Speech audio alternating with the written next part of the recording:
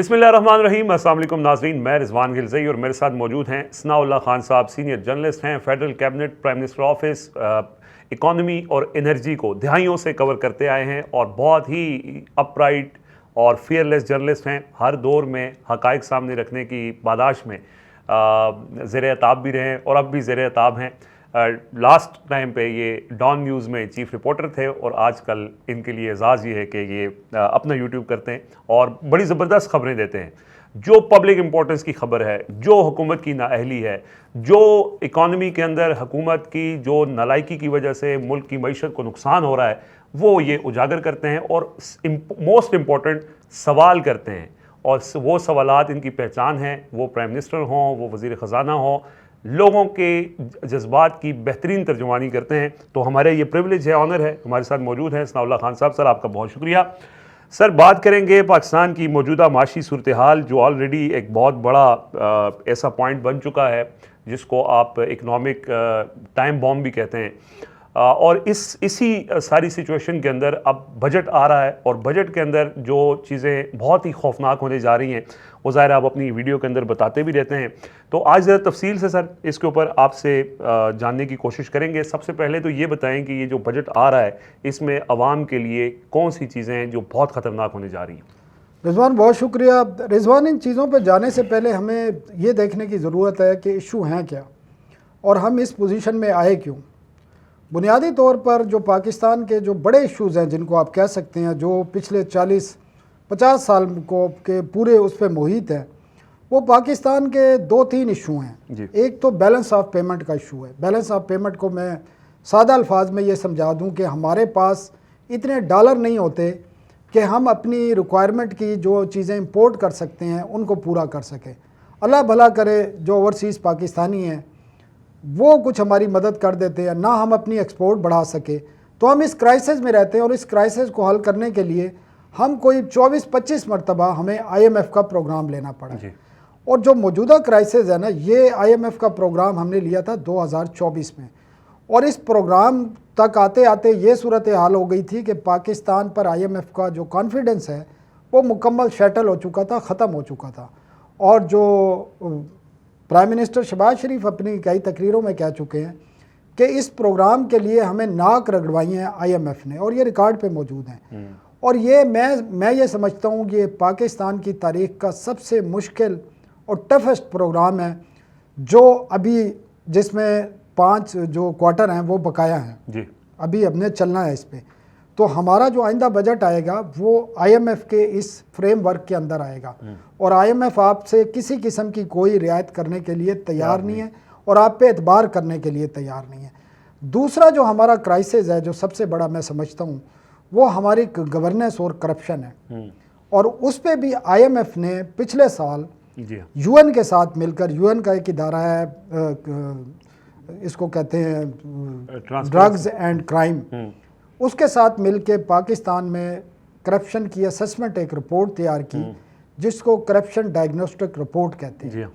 तो मेरी ज़ाती राय में जितना मैंने काम किया है, तो ये 2 बड़े इशू हैं हमारे अंदर और इनको समझना ज़रूरी है कि जो हमारे क्राइसिस हैं बुनियादी तौर पर उनकी वजूहात ये हैं।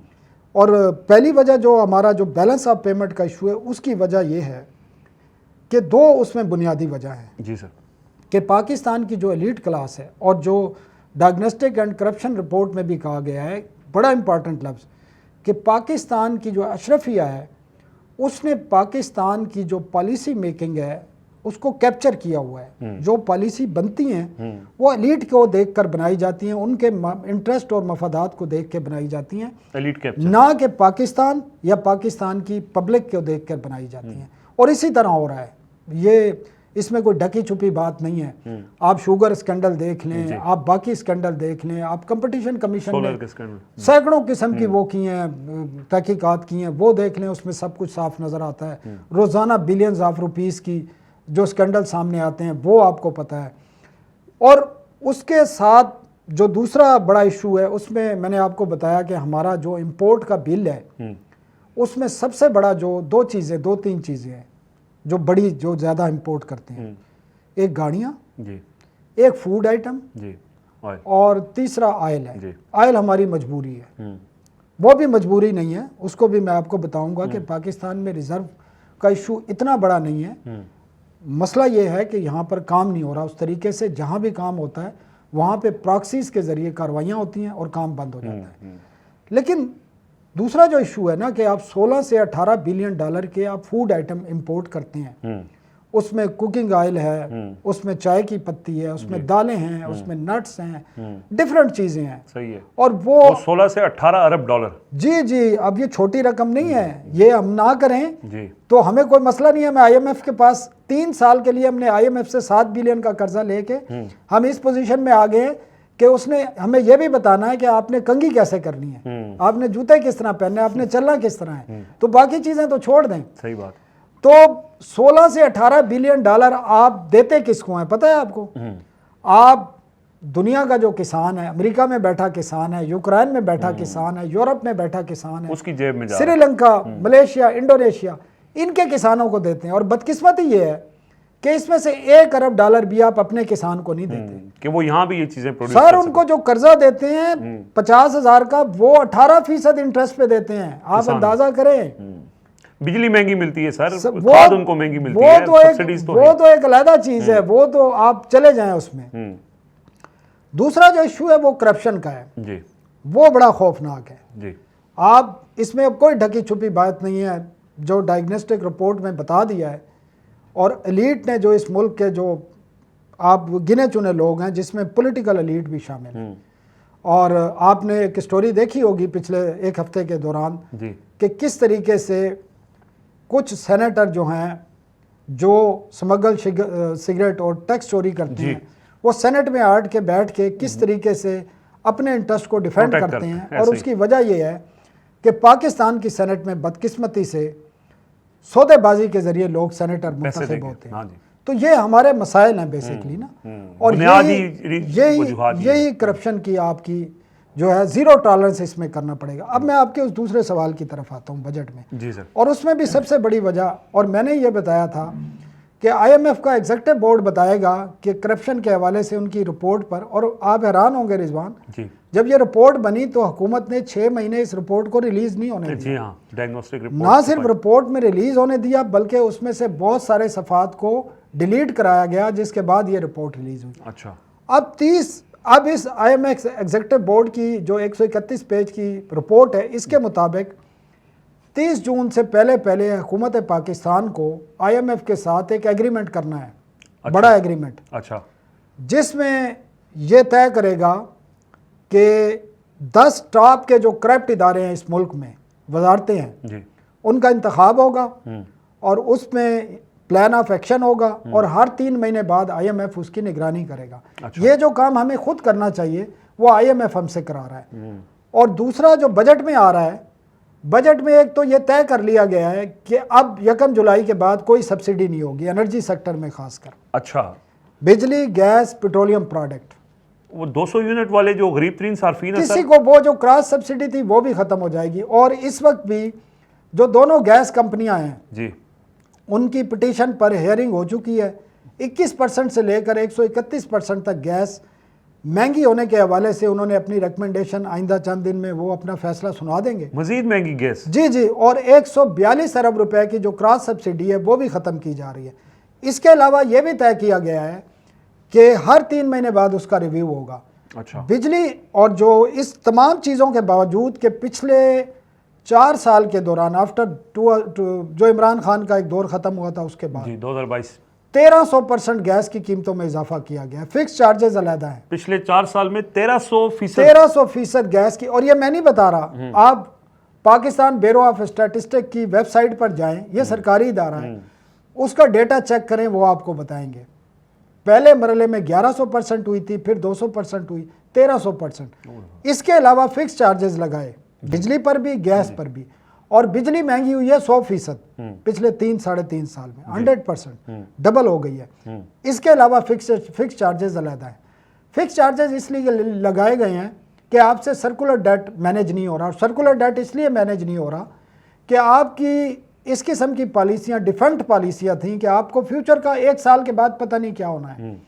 جب آپ سولر، آپ نے بجلی، اور یہ آپ نے ایک اصول اکانومی کا ہے ڈیمانڈ سپلائی کا، اس میں ہوتا یہ ہے کہ جب آپ جو چیز جتنی مہنگی کریں گے نا اس کی ڈیمانڈ کم ہونا شروع ہو جائے گی اور لوگ الٹرنیٹو جو ہے اس پہ جائیں گے. بجلی کے ساتھ بھی یہی ہوا ہے. آپ کی 7,000 میگا واٹ جو کیپیسٹی ہے نا وہ سولر نیٹ میٹرنگ پہ چلی گئی ہے. صحیح ہے. ٹھیک ہے جی. حکومت کے پاس اب بجلی موجود ہے, خریدار نہیں ہے. اب جو پاور پلانٹ 2015-16 میں لگائے گئے تھے وہ اس ملک کے لیے سب سے بڑا عذاب ہے, اور وہ ان کی خالی کیپیسٹی پیمنٹ 1,000 سے 1,500 ارب روپے سالانہ ہے. بجلی استعمال ہو نہ ہو آپ نے 1,000 سے 1,500 روپے دینے ہی لازمی. یہ بار بار میں آپ کو بتا رہا ہوں, یہ 2015-16 کے پروجیکٹ ہیں جو کہ پنجاب, سینٹرل پنجاب میں لگائے گئے. چائنا کے تھے, نواز شریف کے دور میں ایل این جی کے 4 پاور پلانٹ تھے اور کوئلے کے 2-3 پاور پلانٹ تھے. وہ آج ہمارے لیے, اس قوم کے لیے عذاب بن چکے ہیں. نہ آپ اس کو نگل سکتے ہیں, نہ آپ اس کو تھوک سکتے ہیں.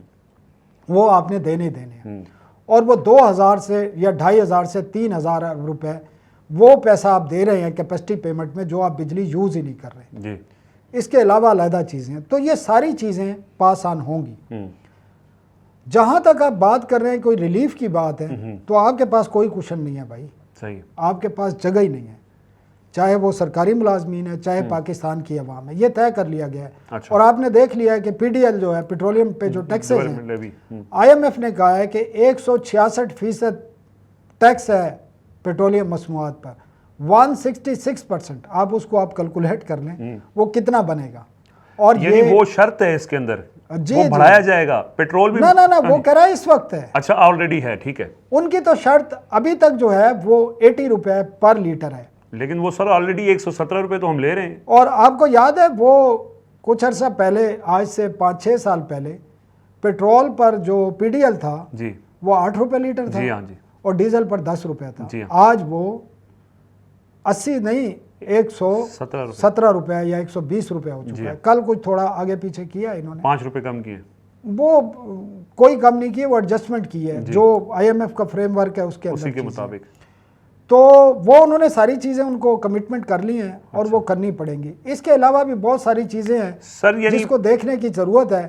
اور اب یہ کوشش یہ کی جا رہی ہے کہ جو سرکاری ملازمین ہیں, کیونکہ بہت زیادہ تنگ ہیں لوگ, مجھے جو لگتا ہے بمشکل جو انفلیشن ریٹ ہوگا اس پہ شاید جا کر کوئی تھوڑا بہت انکریز آ جائے.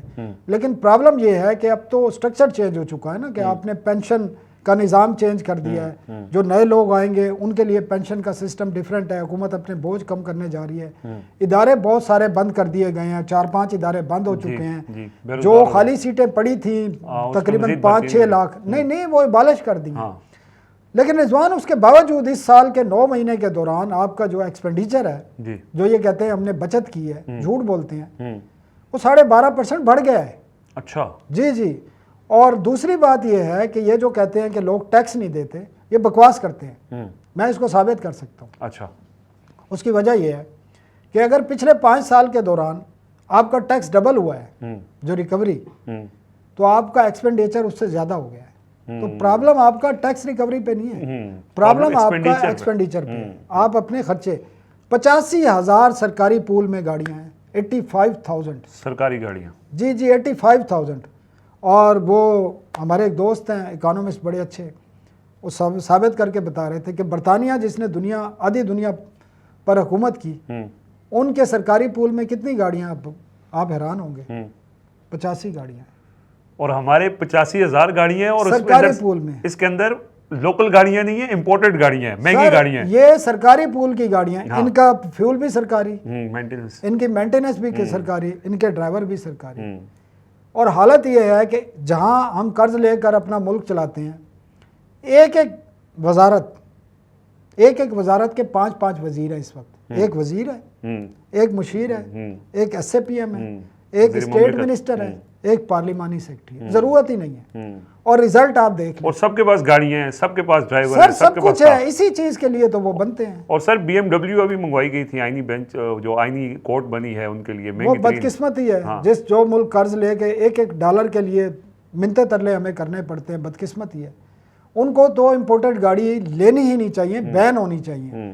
بالکل 1 منٹ نہیں لگانا چاہیے حکومت کو کہ جتنی بھی امپورٹڈ پبلک آفس ہولڈر کے پاس یا آئینی عہدیداروں کے پاس ہیں، لیکن مسئلہ یہ ہے کہ ان کو اس چیز سے فرق ہی نہیں پڑتا. سو ایکسپینڈیچر ہمارا بجائے اس کے کم ہونے کے وہ بڑھ گیا ہے، اور یہ جو دعویٰ کیا جا رہا ہے کہ ہم خرچے بچا رہے ہیں، یہ درست نہیں ہے. اچھا سر، ایک یہ بھی مجھے تھوڑا سا گائیڈ کر دیں. گاڑیوں کا آپ نے کہا ہے ہر بجٹ میں گاڑیاں، ہمارے ہاں ایک، میں گاڑی کا نام نہیں لیتا، جو سب سے سستی ترین گاڑی سمجھی جاتی ہے یا سب سے کمزور ترین گاڑی سمجھی جاتی ہے، وہ بھی ہر بجٹ میں مہنگی ہو جاتی ہے 2 سے 3 لاکھ روپے.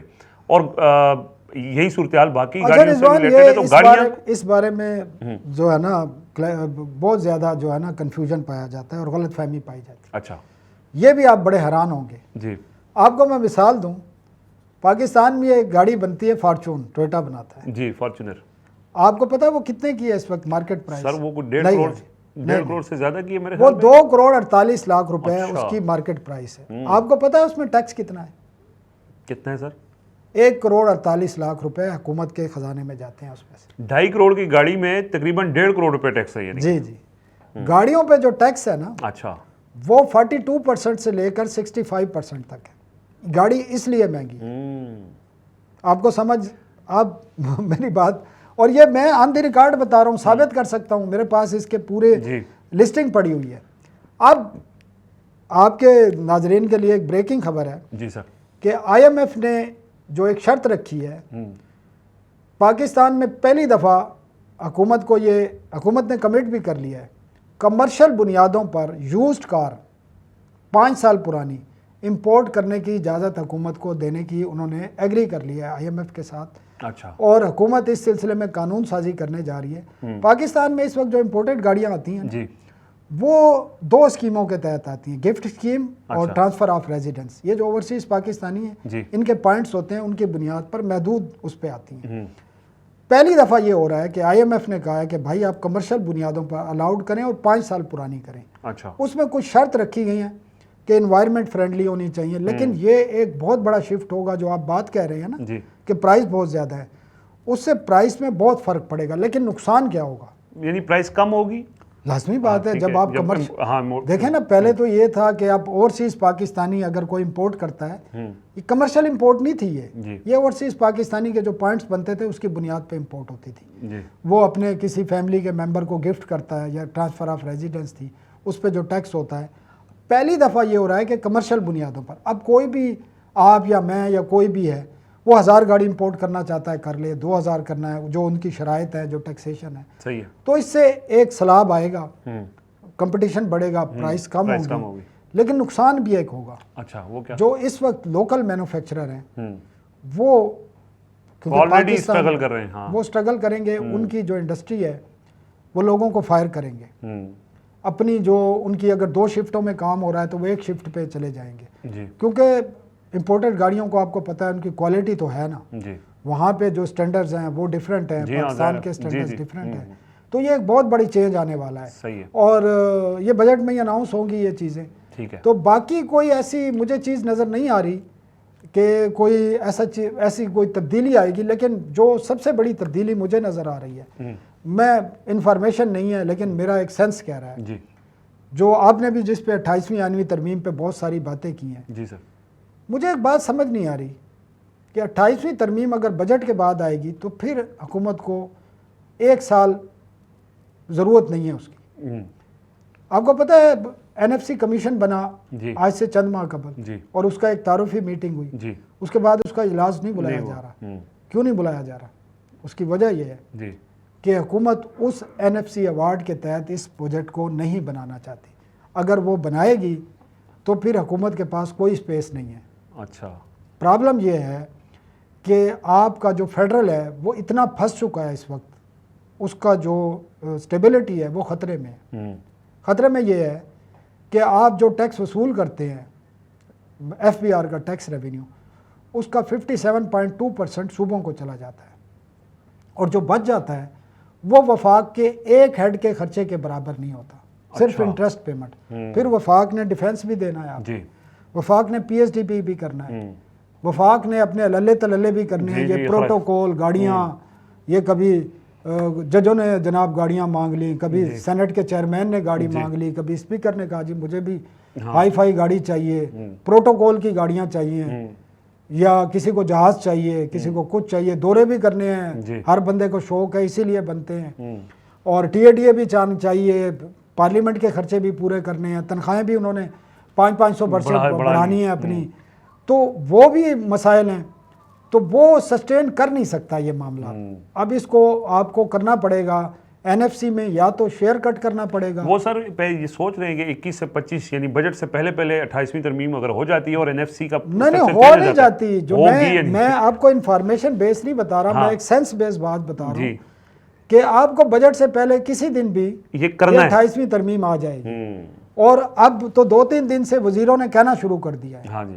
लेकिन मैं एक बड़ी इंटरेस्टिंग बात है, आखिरी बात है ये करने की, कि ये जो सारी बातें की जा रही हैं 28वीं तरमीम के हवाले से, जिसमें 18 अमेंडमेंट की बहुत सारी चीज़ें वापस रिवर्स होनी है, जिसमें हेल्थ, एजुकेशन है, पॉपुलेशन है, वो दोबारा से वफाक को देना है, आपका एनएफसी का फार्मूला रिवाइज होना है, आपकी और बहुत सारी चीज़ें होनी है, सूबों के हवाले से होनी है, बहुत सारी बातें, गवर्नर राज के हवाले से बात होनी है, सूबों के हवाले से सूबे तो शायद ना बने, वो डराने के लिए शायद फेडरेटिंग यूनिट पे बात, मेरे ख्याल में पीपल्स पार्टी भी, वो एक हमारे जर्नलिस्ट दोस्त हैं, बड़े करीब हैं सबके, हैदर नकवी साहब, उन्होंने कल एक ट्वीट किया था कि पीपल्स पार्टी फेडरेटिंग यूनिट बनाने पर तैयार हो गई है। अच्छा, मतलब कराची अगर उनके हाथ से चला जाता है तो उनको कोई मसला नहीं होगा सर सियासत तो वो क्या ना करता, बढ़ता क्या ना करता। अब आप अंदाज़ा करें कि पार्लियामेंट इन सियासी जमातों की हैसियत ये है कि ये जो सारे काम होने हैं जा रहे हैं 28वीं तरमीम के तहत, ये कोई सियासी जमात नहीं चाहती, लेकिन हो रहे हैं, करने पड़ेंगे, मजबूरी है, मांगने नहीं आया, वरना 10-12 पिंकी और निकाल लेंगे बाहर, तो फिर आप क्या करेंगे? पिंकी तो ज़रूरत भी है, लेकिन रिजवान, हाँ जी, मैं आपको बताऊं, अगर आप कराची गए हैं, जी सर, इसमें तो ये बात ठीक है, मैंने इस पे बात भी की है, हाँ, कराची को जानबूझ के नज़रअंदाज किया गया, तो या तो वहाँ के कराची को और हैदराबाद को अलहदा सूबा बना दें जी, और कराची के लोग फैसला करें कि उन्होंने क्या करना है, और पाकिस्तान के फ्यूचर का ताल्लुक है, और गवादर का भी यही मामला है, फ्यूचर है गवादर का, गवादर के बारे में भी ये है कि उसको फेडरल यूनिट के तौर पर लेने की बात हो रही है, कुछ और भी इलाके, और ये दुनिया में है, चाइना में जो बिग सिटी हैं जिसमें बीजिंग है, शंघाई है, बाकी हैं, वो आपको पता है फेडरेशन के अंडर है। अच्छा, वो उनके प्रोविंसेस जो हैं बहुत सारे उनके अंडर नहीं आते, वो फेडरेटिंग यूनिट है, दुनिया के मुख्तलिफ मुल्कों में है ये, तो ये होना चाहिए, इसमें कोई प्रॉब्लम नहीं है। और अगर नहीं होगा, अगर इस पे सियासी जमातें नहीं मानती, तो फिर राना सनाउल्लाह कल कह रहे थे, फिर डिफेंस और जो आपके इंटरेस्ट पेमेंट है 8,000 अरब, वो कहते हैं कि सारे जो रेवेन्यू है पहले उसको इससे अलहदा कर लें, उसके बाद जो बच जाए वो फिर डिवाइड कर लें सूबे और वफाक, और वो कहते हैं उसमें जीबी और एजेके को भी शामिल कर लें, क्योंकि वफाक उनको अब नहीं दे सकता। तो ये बड़ी इंटरेस्टिंग सूरत हाल है, और मुझे नज़र ये आ रहा है कि ये बजट से पहले होगा, ताकि बजट जो बने वो नई कॉन्स्टिट्यूशनल अमेंडमेंट की बुनियाद पर बने, ताकि जो फेडरेशन यूनिट की जो मसाइल हैं वो ख़त्म हो। सही है, बड़ा तफसील के साथ सर आपने बयान किया, और इसमें सादा बात यही है कि जो आम पाकिस्तानी है जिसकी आमदन नहीं बढ़ रही और अखराजात बहुत ज़्यादा बढ़ गए हैं, उसकी बिजली के बिल हों, उसके पेट्रोल की कीमत हो, उसमें उसको डबल ट्रिपल उसके अखराजात में इजाफा हुआ है, तो उसके लिए कोई रिलीफ, यानी आपके कहने का मतलब ये है कि उसके लिए नहीं है, और ऑलरेडी जो सब्सिडी अगर गरीब को मिल भी रही है तो वो भी वापस होने जा रही है, तो दुआई की जा सकती है कि अल्लाह पाकिस्तान पे रहम करे। बहुत शुक्रिया, सनाउल्लाह खान साहब हमारे साथ मौजूद थे, अपना फीडबैक ज़रूर दीजिएगा, इजाज़त दीजिए, अल्लाह हाफ़िज़।